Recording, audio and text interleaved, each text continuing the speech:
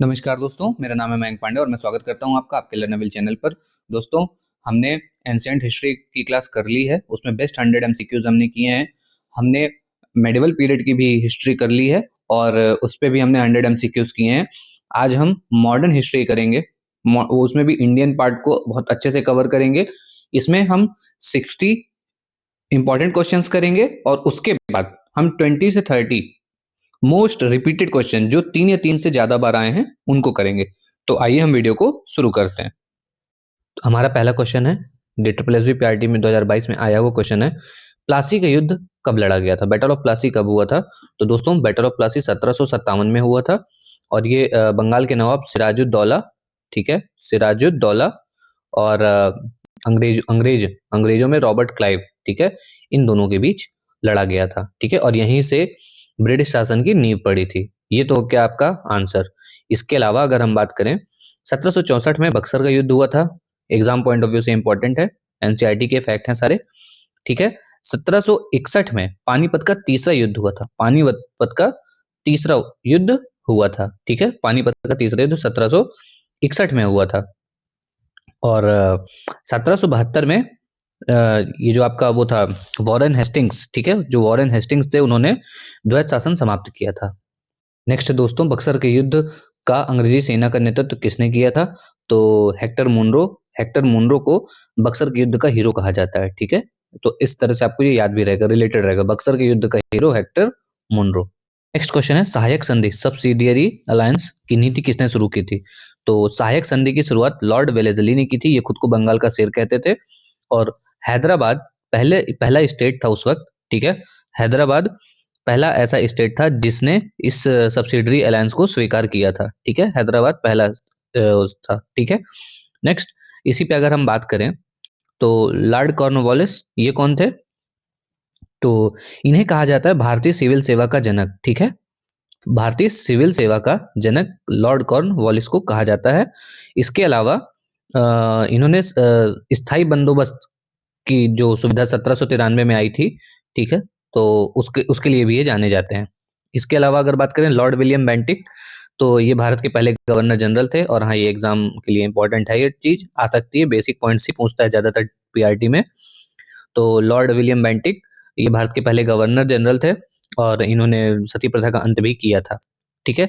Lord Canning 1857 के time पे ये गवर्नर जनरल थे और बाद में भारत के पहले वायसराय भी बने थे लॉर्ड कैनिंग। राजा राम मोहन रॉय ने ब्रह्म समाज की स्थापना किस वर्ष की थी? तो राजा राम मोहन राय ने ब्रह्म समाज की स्थापना 1828 में की थी और इसकी स्थापना का उद्देश्य था मूर्ति पूजा और सती प्रथा का विरोध करना। मूर्ति पूजा प्लस सती प्रथा का विरोध करना, ठीक है, विरोध करना। दोस्तों, 1815 पे इन्होंने आत्मीय सभा की स्थापना की थी, ठीक है। इस सभा से पहले भी उन्होंने एक सभा की स्थापना की जिसे पूर्ववर्ती संस्था कहा जाता है ब्रह्म समाज की। तो इन्होंने 1815 में आत्मीय सभा की स्थापना की थी, ठीक है, और इसे ब्रह्म समाज की पूर्ववर्ती संस्था भी कहा जाता है। और 1830 में इन्हें मुगल सम्राट अकबर द्वितीय ने, ठीक है, अकबर द्वितीय याद रखिएगा, अव्वल अकबर नहीं है, ये अकबर द्वितीय है, ठीक है। तो अकबर द्वितीय ने इनको राजा की उपाधि दी थी, ठीक है। इन्हें इनका नाम अगर राम मोहन राय था तो उसने उसके आगे राजा लगाया था, अकबर द्वितीय ने, ठीक है। महाराष्ट्र में सत्यशोधक समाज की स्थापना किसके द्वारा की गई थी? तो सत्यशोधक समाज की स्थापना ज्योतिबा फूले ने की थी, ठीक है, ज्योतिबा फूले ने की थी। इन्होंने इसकी स्थापना निम्न वर्गों के उत्थान के लिए की थी, ठीक है। निम्न वर्ग के उत्थान के लिए इन्होंने इस समाज की स्थापना की थी। दूसरा, इनकी एक बुक है जो बहुत एग्जाम में आती है, ज्योतिबा फूले की गुलामगिरी, ठीक है। गुलामगिरी इनकी बुक है जो एग्जाम्स में बहुत पूछी जाती है कि गुलामगिरी किसकी बुक है, तो वो ज्योतिबा फूले की है और DSSB में पहले भी आ चुका है। दोस्तों, आत्माराम पांडुरंग इन्होंने मुंबई में प्रार्थना समाज की स्थापना की थी। आत्माराम पांडुरंग ने 1867 में प्रार्थना समाज की मुंबई में स्थापना की थी, ठीक है। और ये जो MG रनाडे थे, इन्हें महाराष्ट्र का सुकरात कहा जाता है। कहाँ का? महाराष्ट्र का सुकरात। वैसे आपके एग्जाम में पूछना तो नहीं चाहिए पर फिर भी आप जान लीजिए, इन्हें महाराष्ट्र का सुकरात कहा जाता है, MG रनाडे को। BR अम्बेडकर कौन थे? इन्होंने क्या किया था? कौन थे ये तो आप जानते हैं, पर इन्होंने किया क्या था? इन्होंने बहिष्कृत हितकारिणी सभा और इंडिपेंडेंट लेबर पार्टी की स्थापना की थी, ठीक है। वेदों की ओर लौटो, बैक टू वेदास किसका नारा था? तो ये सब आप सब भी जानते होंगे, ये किसका था? ये स्वामी दयानंद सरस्वती जी का था। और इन्होंने 1875 पे, ये पॉइंट याद रखिएगा, 1875 पे आर्य समाज की स्थापना की थी। ठीक है, ये समाज कब स्थापित हुए उनको थोड़ा याद रखिएगा। इन्होंने आर्य समाज की स्थापना की थी। इनका वास्तविक नाम मूल शंकर था। ठीक है। और स्वामी विवेकानंद को तो आप जानते ही हैं। ठीक है, शिकागो 1893 के शिकागो धर्म सम्मेलन में गए थे ये। रामकृष्ण परमहंस ये इनके गुरु थे स्वामी विवेकानंद के। और एनी बेसेंट कौन थी? तो एनी बेसेंट ये थियोसॉफिकल सोसाइटी से जुड़ी थी और ये कांग्रेस की पहली महिला अध्यक्ष थी। ठीक है, कांग्रेस की पहली महिला अध्यक्ष एनी बेसेंट थी। स्वामी विवेकानंद ने रामकृष्ण मिशन की स्थापना कब की? तो इन्होंने 1897 में की थी। इसका मुख्यालय बेलूर मठ में था। ठीक है, बेलूर मठ पश्चिम बंगाल में था। ठीक है, वेस्ट बंगाल में था। 1857 के विद्रोह के समय भारत का गवर्नर जनरल कौन था? बहुत बेसिक क्वेश्चन है, आया हुआ है। तो लॉर्ड कैनिंग, ये लॉर्ड कैनिंग था जो 1858 के समय भारत का गवर्नर जनरल था। और जब 1858 में, ठीक है, जब नया अधिनियम आया 1858 का, तो इन्हें पहला वायसराय भी बनाया गया। ठीक है, तो ये पहले वायसराय थे लॉर्ड कैनिंग। ठीक है, पहले वायसराय थे और अंतिम भारत का गवर्नर जनरल थे। ठीक है। इसी पे अगर हम बात करें तो ये लॉर्ड कैनिंग कौन थे? शायद हमने इनको डिस्कस किया है। सॉरी सॉरी, लॉर्ड कैनिंग को तो हमने अभी डिस्कस किया है। लॉर्ड डलहौजी, इनको ये हड़प नीति की वजह से इनको जाना जाता है। लॉर्ड लिटन, ठीक है, ये जो वर्नाकुलर प्रेस एक्ट होता है, प्रेस एक्ट है, वर्नाकुलर प्रेस एक्ट, ठीक है, 1878 में इन्होंने लागू किया था। और ताकि जो भारतीय अखबार थे उनको आप दबा सको। ठीक है, तो Vernacular Press Act Lord Lytton से संबंधित है, इसको याद रखिएगा, इंपॉर्टेंट है। इसके बाद बात करें लॉर्ड रिपन, तो ये बड़े सज्जन आदमी थे, इनको सज्जन रिपन कहा जाता है। इन्होंने इस प्रेस एक्ट को खत्म किया था। ठीक है, ये जो प्रेस एक्ट था उसको खत्म कर दिया था। ठीक है, और स्थानीय स्वशासन लाने का काम किया था। 1857 के विद्रोह में लखनऊ का नेतृत्व किसने किया था? तो लखनऊ का नेतृत्व बेगम हजरत महल ने किया था। ठीक है, और रानी लक्ष्मीबाई ने किसका किया था? रानी लक्ष्मीबाई ने दो जगह का किया था, झांसी प्लस ग्वालियर। बहुत से लोगों को सिर्फ झांसी पता है, झांसी प्लस ग्वालियर का नेतृत्व रानी लक्ष्मीबाई ने किया था। लियाकत अली ने प्रयागराज, जिसका पहले नाम इलाहाबाद था, ठीक है, तो इलाहाबाद से नेतृत्व किया था, विद्रोह की कमान संभाली थी। और खान बहादुर खान ने कहाँ किया था? खान बहादुर खान ने बरेली में किया था। कहाँ किया था? बरेली में किया था। आई होप आपको ये सारे पॉइंट्स क्लियर होंगे। ठीक है, 1857 के स्वतंत्रता संग्राम का प्रतीक क्या था? तो उसका प्रतीक था कमल और रोटी। और ये जो 1857 का स्वतंत्रता संग्राम था, ये 10 मई 1857 से मेरठ से शुरू हुआ था। ठीक है, मेरठ से शुरू हुआ था, 10 मई 1857 से मेरठ से शुरू हुआ था। अच्छा दोस्तों, भारतीय राष्ट्रीय कांग्रेस आईएनसी की स्थापना के समय भारत का वायसराय कौन था? तो लॉर्ड डफरिन थे। कौन था? लॉर्ड डफरिन थे। और इन्होंने क्या कहा था पता है? इन्होंने कहा था माइक्रोस्कोपिक माइनॉरिटी कहा था कांग्रेस को, मजाक उड़ाया था कांग्रेस को, सूक्ष्मदर्शी अल्पसंख्यकों की संस्था कहकर इसका मजाक उड़ा दिया था लॉर्ड डफरिन ने। तो इससे आप याद रख सकते हो कि स्थापना के समय वायसराय कौन था। बात बताने से बातें याद रहती हैं। इसके अलावा अगर हम बात करें तो लॉर्ड रिटन कौन थे? लॉर्ड लिटन, रिटन कह रहा हूँ, सॉरी, लॉर्ड लिटन ये वही है, वर्नाकुलर प्रेस एक्ट और ये सब जो आया था। ठीक है, लॉर्ड लिटन।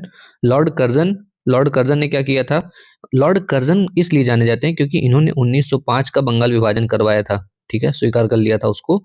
ठीक है, और सबसे अलोकप्रिय हैं ये। ठीक है, अगर आएगा नहीं पर फिर भी बता रहा हूँ, ये अलोकप्रिय रहे लॉर्ड कर्जन, 1905 बंगाल विभाजन से संबंधित हैं। इसके बाद अगर हम बात करें लॉर्ड मेयो, तो ये क्यों जाने जाते हैं? ये इसलिए याद किए जाते हैं या इसलिए इंपॉर्टेंट हो जाते हैं क्योंकि जो 1872 में भारत की पहली जनगणना हुई थी, इन्हीं के समय हुई थी, लॉर्ड मेयो के समय। भारतीय राष्ट्रीय कांग्रेस के प्रथम अधिवेशन की अध्यक्षता किसने की थी? तो ये की थी व्योमेश चंद्र बनर्जी जी ने। ठीक है, और ये जो पहला अधिवेशन था इसमें कुल 72 प्रतिनिधियों ने भाग लिया था। और ये मुंबई के गोकुल दास तेजपाल संस्कृत कॉलेज में हुआ था। ठीक है, मुंबई के गोकुल दास तेजपाल संस्कृत कॉलेज में हुआ था।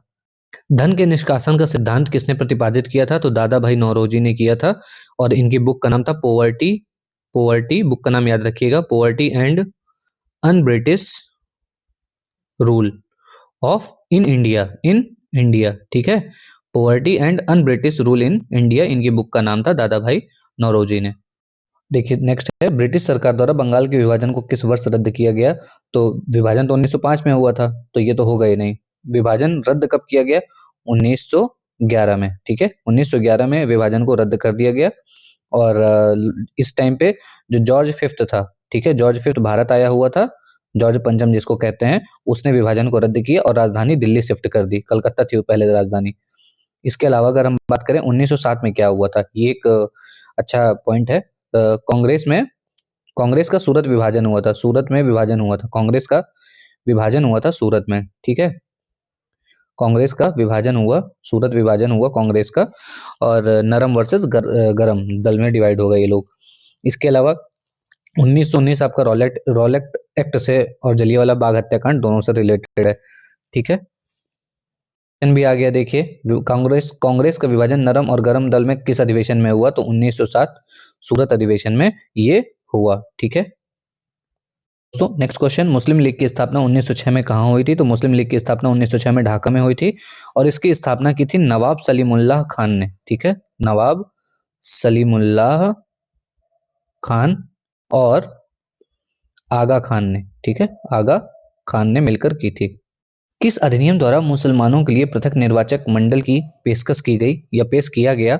तो ये हुआ था 1999 का जो मॉर्ले-मिंटो सुधार था, उसकी वजह से हुआ था, ठीक है। उस पे ये चीज आई। और ये जो मिंटो था ना, लॉर्ड मिंटो, ये जो मिंटो है ना, मिंटो मिंटो फ्रेश वाला मिंटो, तो इसको सांप्रदायिक निर्वाचन का जनक कहा जाता है, ठीक है। सांप्रदायिक, ये एक्स्ट्रा नॉलेज है आपकी, सांप्रदायिक निर्वाचन का जनक, ठीक है, लॉर्ड मिंटो को कहा जाता है। महात्मा गांधी दक्षिण अफ्रीका से भारत कब लौटे? तो 9 जनवरी 1915 को, 9 जनवरी 1915 को वो दक्षिण अफ्रीका से भारत आए थे, और इसी को प्रवासी भारतीय दिवस हर साल मनाया जाता है भारत में, ठीक है। प्रवासी भारतीय दिवस 9 जनवरी को मनाया जाता है, एग्जाम्स में आता है ये, याद रखिएगा, ठीक है। गांधी जी का प्रथम सत्याग्रह कौन सा था? आप में से कौन ये बात बता सकता है? तो गांधी जी का प्रथम सत्याग्रह था, सत्याग्रह, चंपारण सत्याग्रह। आपको ये याद होगा 1917 में ये हुआ था, ठीक है। और तीन कठिया प्रणाली जो नील की खेती में होते थे उसके लिए, उसमें सुधार के लिए, और इसके लिए आमंत्रित किसने किया था? राजकुमार शुक्ल जी ने गांधी जी को आमंत्रित किया था, ये भी बात आप याद रखिएगा।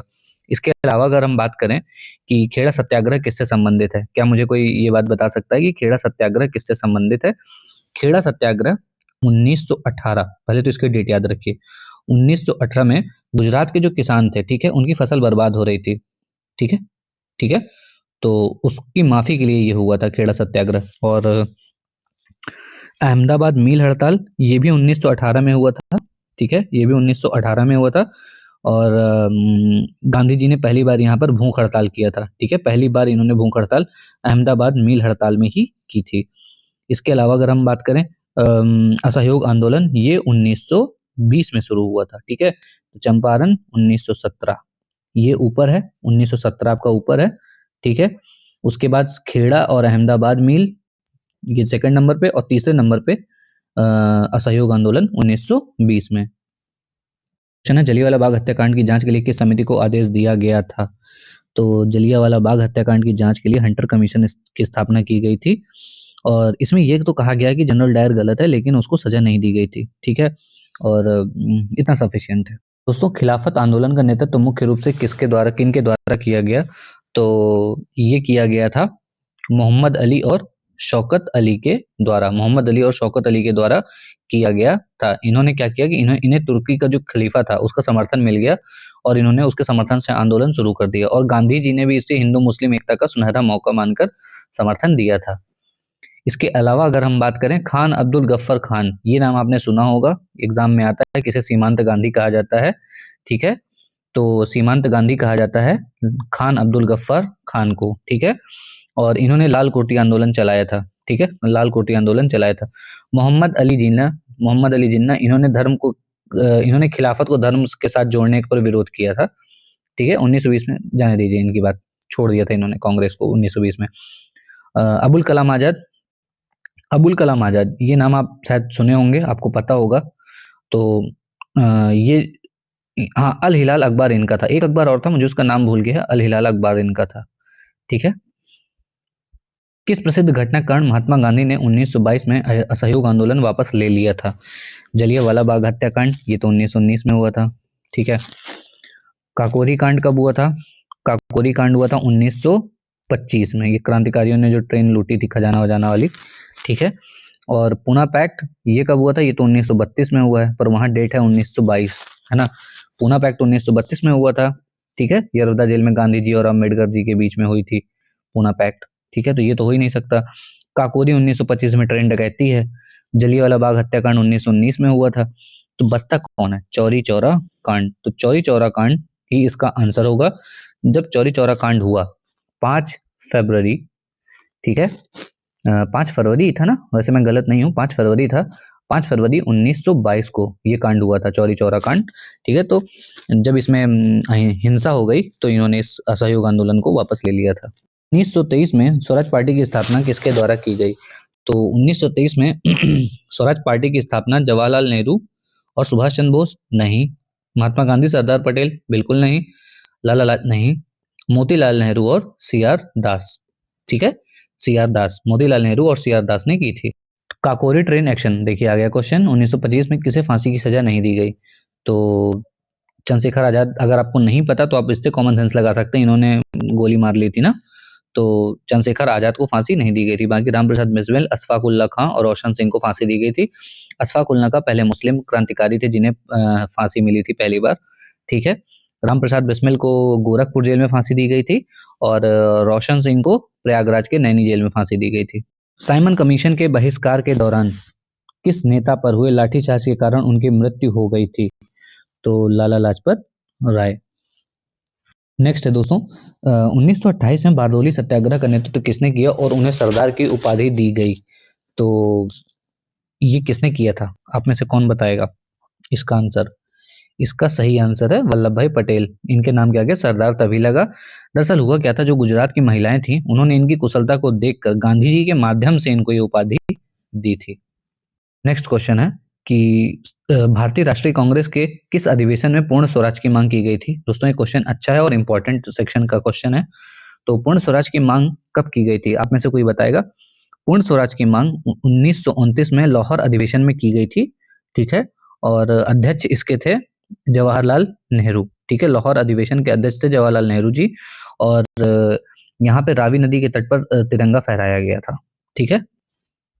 महात्मा गांधी ने अपनी प्रसिद्ध दांडी यात्रा कहाँ से शुरू की थी? तो इन्होंने अपनी प्रसिद्ध दांडी यात्रा साबरमती आश्रम से 12 मार्च 1930 को शुरू की थी, ठीक है। 12 मार्च 1930 को।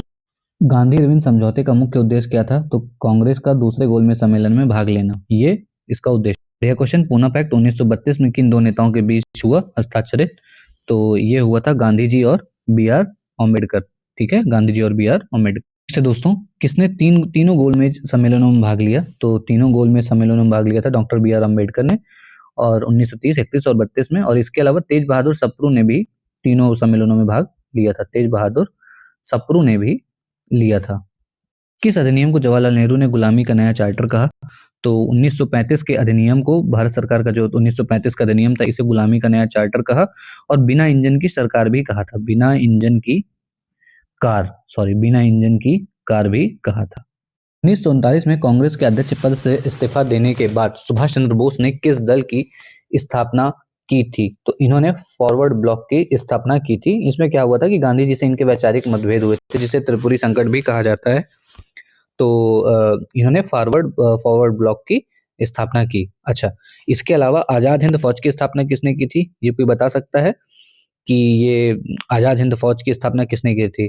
तो इसकी स्थापना की थी कैप्टन मोहन सिंह ने। एक्चुअली ये विचार उन्हीं के मन में आया था, कैप्टन मोहन सिंह के, और बाद में इसकी कमान सुभाष चंद्र बोस ने संभाली थी, ठीक है।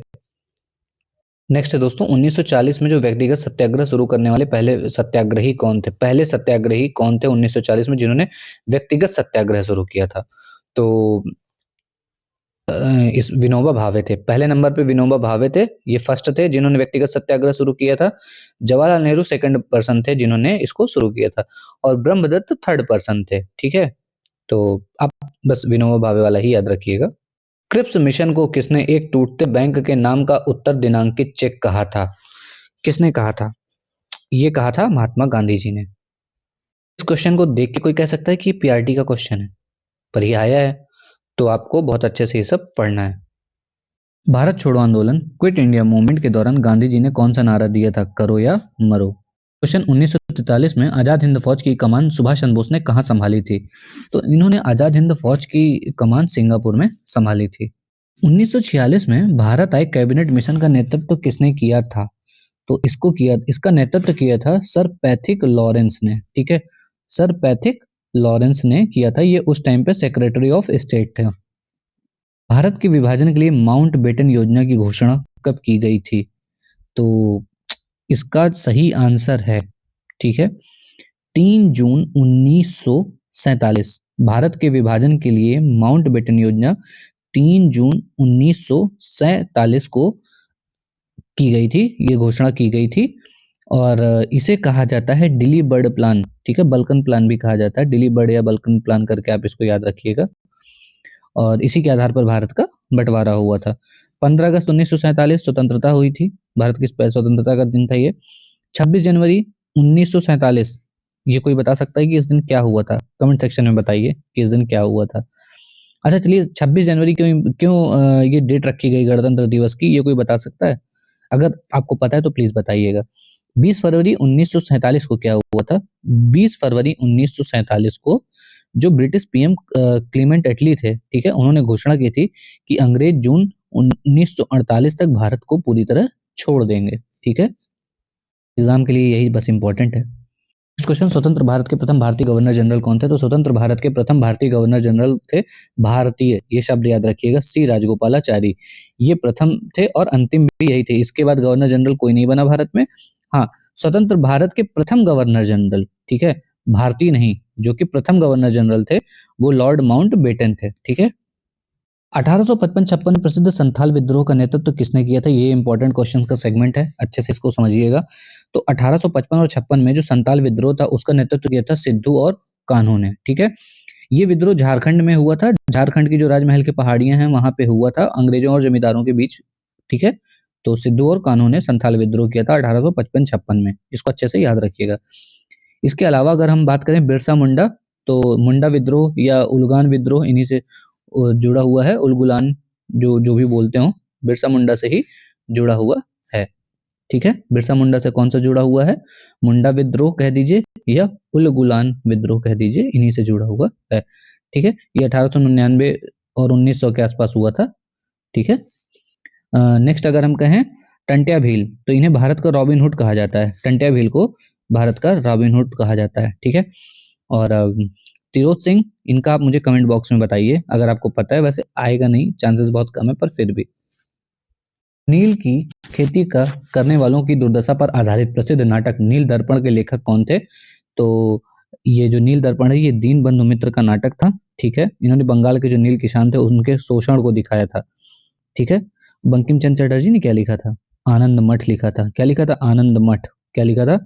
आनंद मठ बंकिम चंद्र चटर्जी ने लिखा था, जिससे वंदे मातरम लिया गया है, इसी से वंदे मातरम आया है आपका। ठीक है, और इसके अलावा अगर हम बात करें तो रविन्द्रनाथ टैगोर ने भी कुछ लिखा था, याद है आपको?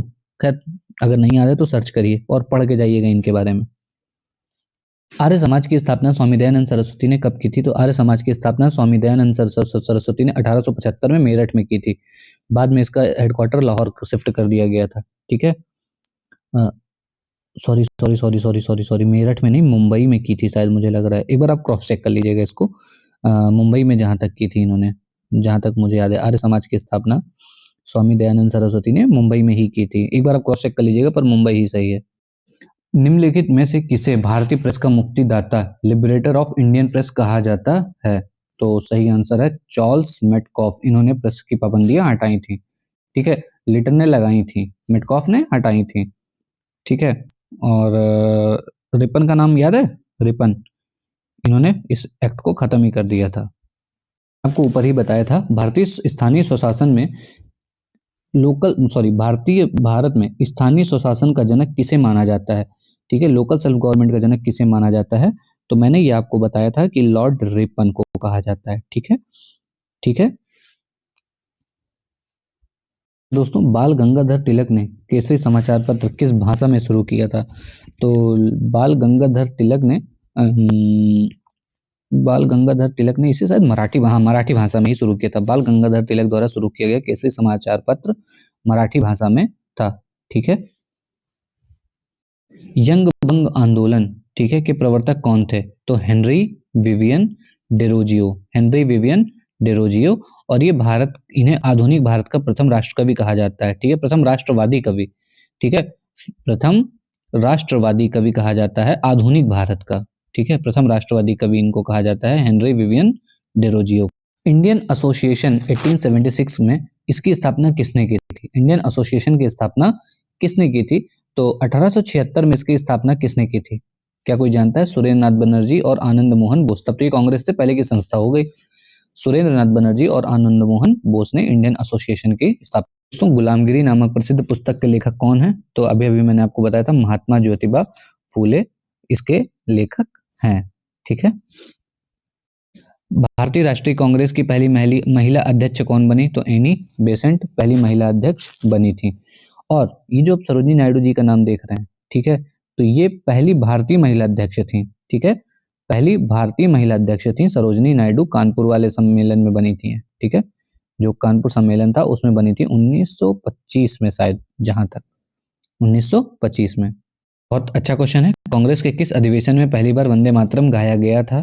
तो कांग्रेस के किस अधिवेशन में पहली बार वंदे मातरम गाया गया था? तो 1896 का जो कलकत्ता अधिवेशन था उसमें गाया गया था। ठीक है, और इसकी अध्यक्षता की थी रहमतुल्लाह सयानी ने की थी। ठीक है। 1911 का जो कलकत्ता अधिवेशन है, यहाँ पहली बार जनगण मन हुआ था। जनगण मन, ठीक है, दोनों पॉइंट याद रखिएगा, अच्छे हैं, इंपॉर्टेंट हैं। ठीक है, दोनों पॉइंट इंपॉर्टेंट हैं।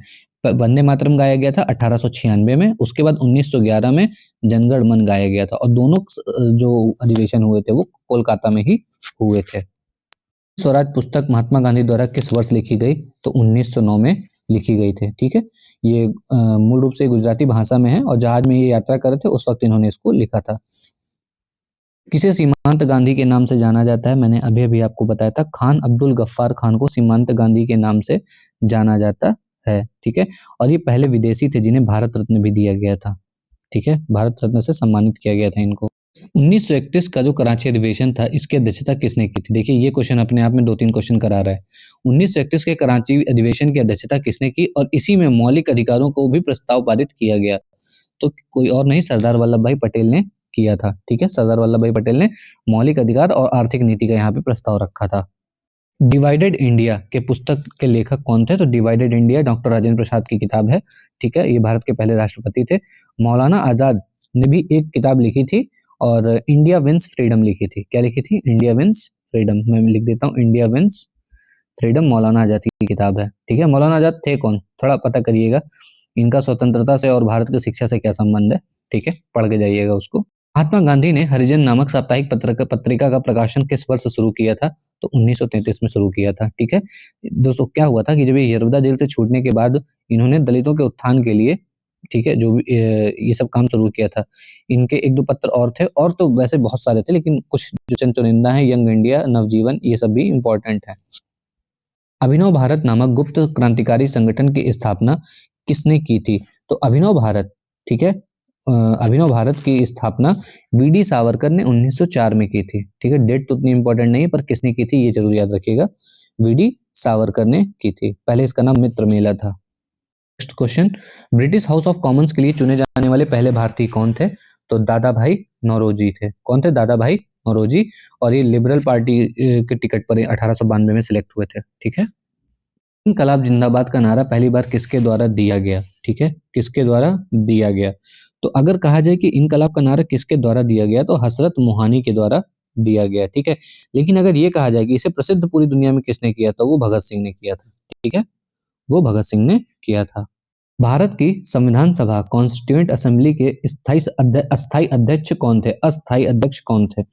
तो क्या कोई नाम बता सकता है? अस्थाई अध्यक्ष कौन थे? डॉक्टर सच्चिदानंद सिन्हा ये अस्थाई अध्यक्ष थे। ठीक है, और ये 9 दिसंबर जो की डेट थी, 9 दिसंबर 1946 वाली डेट थी, तो उसमें सच्चिदानंद सिन्हा सबसे वरिष्ठ सदस्य होने के नाते अस्थाई अध्यक्ष बनाए गए। ठीक है, लेकिन 11 दिसंबर को 9 दिसंबर के बाद जो 11 दिसंबर की डेट आई, इसमें राजेंद्र प्रसाद जी को स्थायी अध्यक्ष चुना गया। स्थायी हो गए थे ये, वो अस्थायी थे, ये स्थायी थे। दोस्तों, आई होप आपको ये वीडियो पसंद आई होगी और इसके पहले की दोनों वीडियोस आप अच्छे से करके जाइएगा। बाकी अभी मैं सुपर 30 सीरीज भी लाऊंगा, जो सिर्फ पीआरटी में मोस्ट रिपीटेड क्वेश्चन है, या पीआरटी के अलावा जो मोस्ट रिपीटेड क्वेश्चन है, ठीक है, सिर्फ जो 3 या 3 से ज्यादा बार आए हैं, 3 या 3 से ज्यादा बार आए हैं, उन क्वेश्चंस की मैं सीरीज लेके आ रहा हूँ सुपर 30 करके। उसे आप एक बार जरूर अच्छे से करिएगा। आशा करता हूँ कि आपको वीडियो पसंद आई होगी and thanks for watching. Fuel your future will, then will have a bright future in this, and God bless you all. Subscribe करना ना भूलें।